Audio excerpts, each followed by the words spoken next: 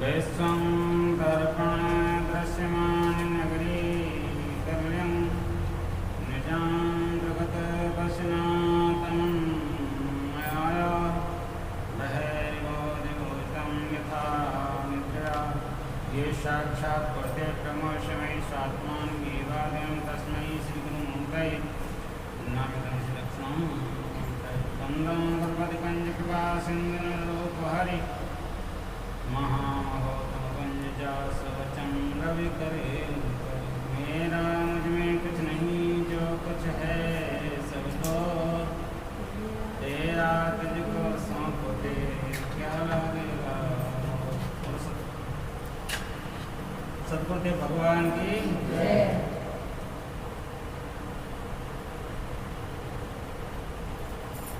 आज सभी माताएं बहनों को सदगुरु की कृपा से संत मत का सत्संग सुनने को मिलेगा। संत मत बहुत दयालु मत है। ज्ञान का अथत भंडार है। सदगुरु के चरणों में जो भी आया वो अपने जीने का महत्व जान गया, उसका जीवन परम सुखी हो गया।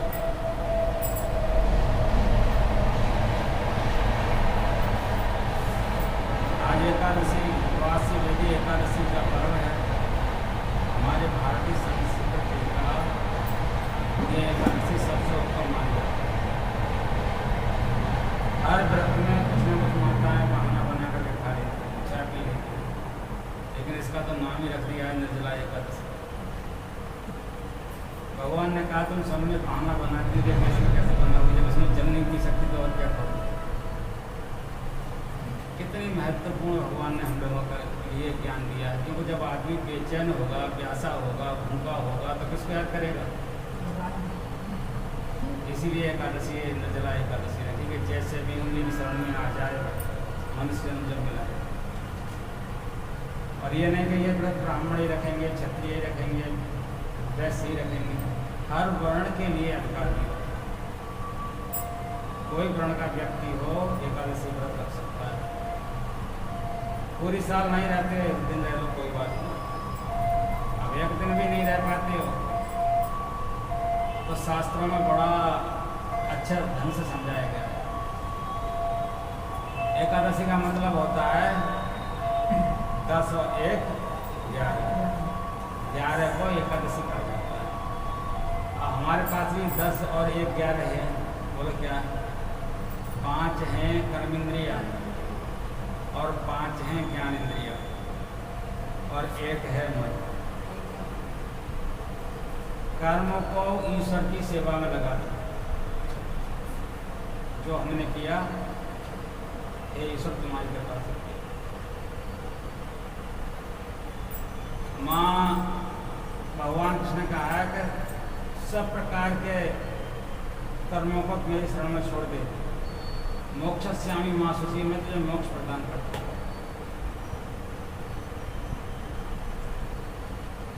लेकिन 10 इंद्रियों के कर्म हैं ज्ञान कर्म। 5 कर्म इंद्रिया, 5 ज्ञान इंद्रिया। ज्ञान कर्म आदमी अपनी मेहनत के कर्म को तो लगा देता है, लेकिन ज्ञान को अपने को हटा करके लगा रखता है कि मैं अपने आप में कुछ नहीं लगाता। एकादशी का व्रत तो रख लिया। वो इसमें व्रत में क्या होता है, जो आदमी खाता है खाने से पहले मंदिरों में जाता है।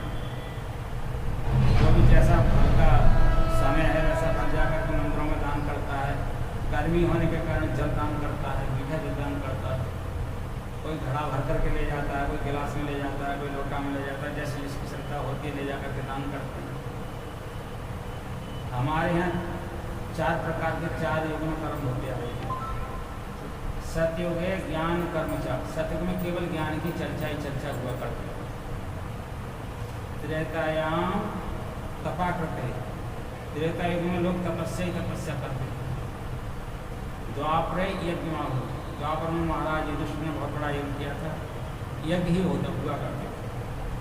और कलयुग में कलयुग दान में कलयुग में केवल दान ही श्रेष्ठ बताया। यदि आपने व्रत रखा और उस दिन जितना खाते थे उतना दान नहीं किया तो भगवान ने निर्जला एकादशी का व्रत क्या है? अगर तुम कुछ दान करने लायक नहीं तो शास्त्र अनुमति देती कि 1 गिलास जा करके पानी दान करो। पानी तो सस्ता पड़ जाएगा, सबसे नहीं पड़ेगा। अब पानी भी नहीं दान कर सकते तो एकादशी व्रत रखने का कोई फायदा नहीं।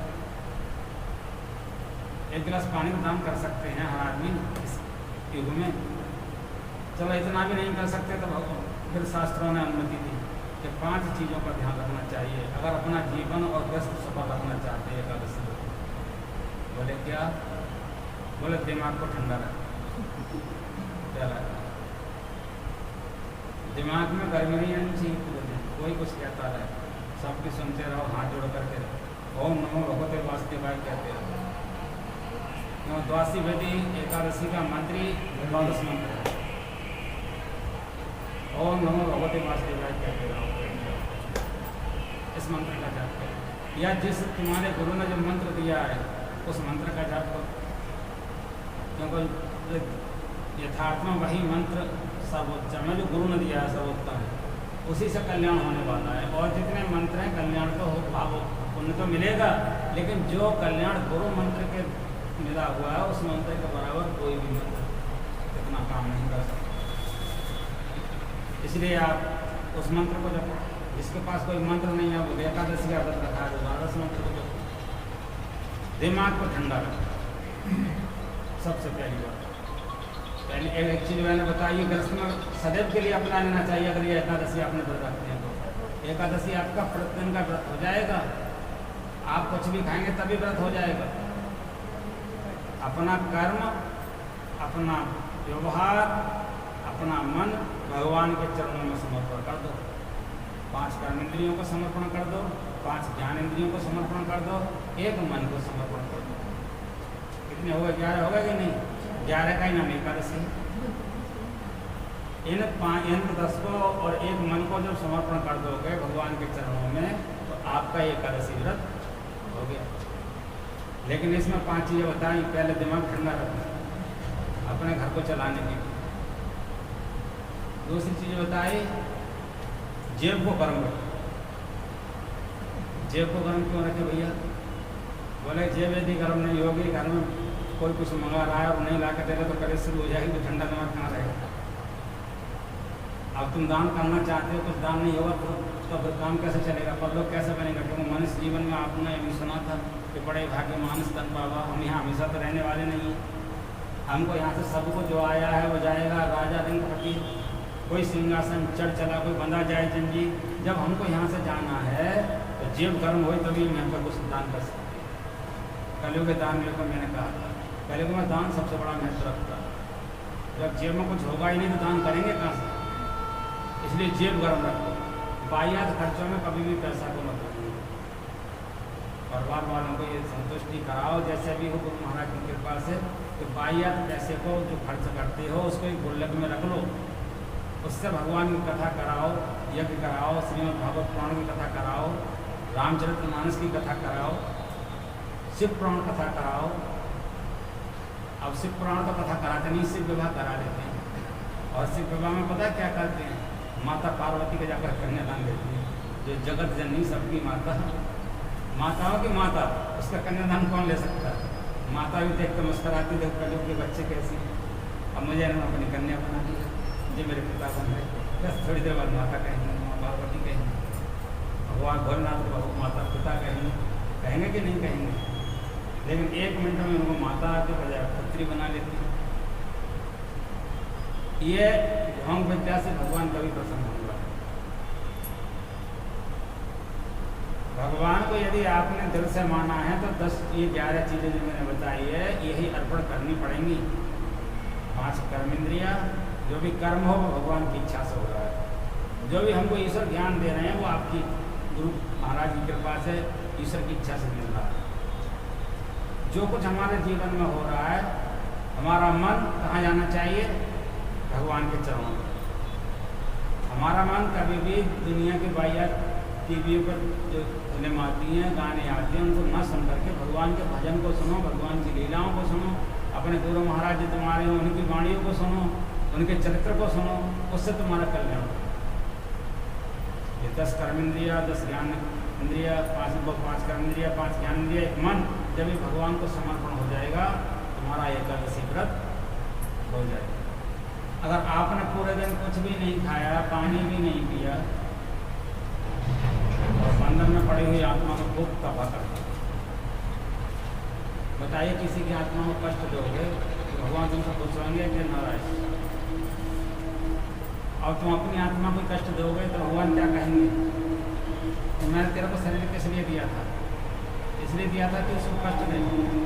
अगर तुम्हारे बस की बात नहीं है व्रत मत रखो, कोई बात नहीं, लेकिन अपना मन भगवान को समर्पण कर दो, अपना कर्म भगवान को समर्पण कर दो, अपना ज्ञान भगवान को समर्पण कर दो।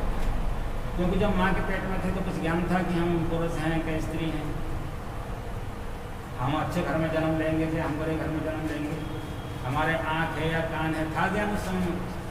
नहीं था ना। और जब सो जाते तो कुछ ज्ञान रहता है? नहीं रहता है। अब जागृत में जो ज्ञान है वो भगवान के पास ही है। जब ये शरीर से जाओगे तो ज्ञान साथ चला जाएगा, वो यहाँ कहीं रह जाएगा शरीर के साथ। इसलिए विशेष रूप से अपने ज्ञान को ज्ञान लोग समर्पण करना नहीं चाहते, बड़े चतुर हैं अपने आप में, एक एक बात पर झंझट करना शुरू कर देते हैं, बहस करना शुरू कर देते हैं। ये ज्ञान नहीं कहता है, ज्ञान कहता है कि जो भी हो रहा है ईश्वर की कृपा से हो रहा है, अच्छा हो रहा है। हमको ईश्वर ने जन्म दिया, कुछ इस लायक मान लिया कि हम मनुष्य बनने लायक हैं, तो उन्होंने हमको मनुष्य बनाया। और मनुष्य बना करके यदि हमने इस शरीर का संबंध जोड़ लिया कीचड़ से, तो दोबारा भगवान हमको मनुष्य बनाएगा? कीचड़ का मतलब जो अभक्ष पदार्थ हैं, अपेय पदार्थ हैं, उनका हम यदि सेवन करने लगे तो हमें भगवान मनुष्य बनाएगा? कहेगा तुमने मनुष्य वाले काम ही नहीं कोई किए जाकर। गुटखा भी खाना अभक्ष भोजन है, क्योंकि जहाँ हम थूक देते हैं वहाँ दूसरा आदमी बैठ नहीं सकता। अभक्ष भोजन का त्याग बिल्कुल हो जाना चाहिए यदि भगवान को एकादशी व्रत समर्पण करना चाहते हैं। अभक्ष खाद्य पदार्थों का बिल्कुल त्याग होना चाहिए, अभक्ष पेय का बिल्कुल त्याग होना चाहिए, और अशुद्ध वाणी का भी त्याग होना चाहिए। हम किसी को गलत नहीं बोलें, इसलिए जुबान नरम। पहला बताया मैंने दिमाग ठंडा, दूसरा बताया जेब गरम, और तीसरा बताया जुबान नरम। एकादशी व्रत रखने का ये नियम बता रहा है। जुबान से इतने प्रिय बोलो कि हमारा जब भी नाम किसी से बोलने की इच्छा हो तो प्रभु का नाम हमारे मुंह से निकलता है, और उसे सुनने वाले को इतना प्रिय लगे वो हमारी दोबारा वाणी सुनने की इच्छा करे। ऐसा रस भर दो अपनी वाणी, इतनी सुंदर वाणी। जुबान कैसी होनी चाहिए? नरम, और आँखों में शर्म। यदि आँखों में शर्म नहीं है तो भी कोई फायदा नहीं है। आप तो भरपेट भोजन खा करके लेट गए और घर बार आए और उनके तरफ रहे 6 महीने से जगा रहे, उठो उनकी कमी लेकर खा लो। यही अच्छाई की बात है या बुरी बात है? तो इसलिए आंखों में शर्म करो, जिसकी मेहनत का अंश खा रहे हो उसकी सेवा भी अच्छी तरह से हमसे होनी चाहिए। जिसके वंश में हमने जन्म लिया, जिसके वंश में हम रह रहे हैं, उनके लिए भी हमसे कुछ होना चाहिए। हम अपने जन्म में इस जन्म में सदा अपने को सोच के करते रहते हैं, जैसे कहते हैं तन मन धन सब मेरा, तन मन सब तेरा और कब्जा बना रहे मेरा, ऐसा अपना बना करके बैठे हुए हैं। ऐसे काम चलने वाला नहीं। कुछ शर्म करो और निकालो ऊपर वाले के नाम जिसने तुमको भेजा। अपना सोच करके मत बैठ जाओ, सांप की तरह कुंडली मार करके धन पर बैठ गए तो दूसरा योनि माने में दूसरी योनि का तैयार कर रहे हैं आप लोग। समझ सकते हैं? जब सांप की तरह कुंडली मार करके बैठे हुए हैं, सब अपनी संपत्ति है, सब अपनी संपत्ति है। शरीर तो अपना रहेगा नहीं तो संपत्ति कहाँ से रह जाएगी? शरीर से संबंध वाले लोग हमारे रहेंगे नहीं तो संपत्ति कहाँ से रह जाएगी? ये शरीर के लिए ही सब मकान हैं, हमारे लिए नहीं है। ये शरीर के लिए ही धन है, हमारे लिए नहीं है। हमारे लिए हमारे साथ जाएगा क्या? केवल हमारा कर्म जाएगा। इसलिए भगवान कृष्ण ने कहा था गीता में, कर्मण्य सबात का वस्तु माँ फलिश कदाश्चन। हमारे पास क्या जाएगा? हमारा कर्म जाएगा। और पांचवी चीज बताई, एक चीज और बता रहा हूँ एकादशी व्रत वालों के लिए, दिल में रहे। 5 चीजें हो गई कि नहीं, याद रख लेना। अगर आपके दिल में रहम है तो अपने से कमजोर पर दया करके चलो। ईश्वर तुमसे तुम्हारी भक्ति, तुम्हारी एकादशी व्रत को स्वीकार कर ले। अपने से कमजोर पर कभी भी भारी का प्रहार मत करो, उसके सामने कभी भी अपने धन का प्रहार मत करो, धन का वैभव मत दिखलाओ, उससे कभी भी गलत मत बोलो अपने से कमजोर से। अगर तुम्हारे पास रहम है, अगर तुम्हारे पास दया है तो दूसरे को कपड़े दे दो। और ज़्यादा धन है तुम्हारे पास में, जिस पर मकान नहीं उनको मकान दे दो लेकर। राजा प्रसन्नम गजभूमि दानम, तुम इस लायक बनाए तो दे सकते हो, नहीं दे सकते हो तो प्रतिदिन नियम कर लो कि हम कुछ नहीं दे सकते, तो अपने कर्म को, अपने मन को, अपने भाव को भगवान के समर्पित कर सकते हैं। प्रतिदिन भगवान से उठ करके प्रतिदिन कहो, त्वमेव माता च पिता त्वमेव बंधु च सखा त्वमेव विद्या द्रवम त्वमेव सर्वम मम देव। ये सुखी रहने का एक सूत्र मैंने आपको बताया। बताइए घर में कलेश होगी, इन सूत्रों पर चलोगे तो। पहली चीज मैंने क्या बतलाई थी आप लोगों को? दिमाग ठंडा। दूसरी चीज क्या बताई थी? जेब गर्म। जेब गर्म रखो। तीसरी चीज बताई थी आंखों में शर्म। जुबान नरम है, जुबान नरम, जुबान नरम, दिल में आंखों में शर्म और दिल में रहम। ये 5 चीजें यदि आपके पास हैं तो आपका घर कितना भी दरिद्र हो वो स्वर्ग बन जाएगा। किसी भी प्रकार की संपत्ति की कमी नहीं रहेगी। भगवान कहेंगे ये तो मेरे लिए किया है। भगवान केवल यही चाहते हैं, भगवान नहीं चाहते कि तुम इनकार करो, भगवान नहीं चाहते कि तुम झूठ बोलो। इसी बात को हमारे गुरु महाराज ने दोहराया, चोरी, झूठ, चोरी, नशा, हिंसा और व्यभिचार, इन 5 चीजों का त्याग करो।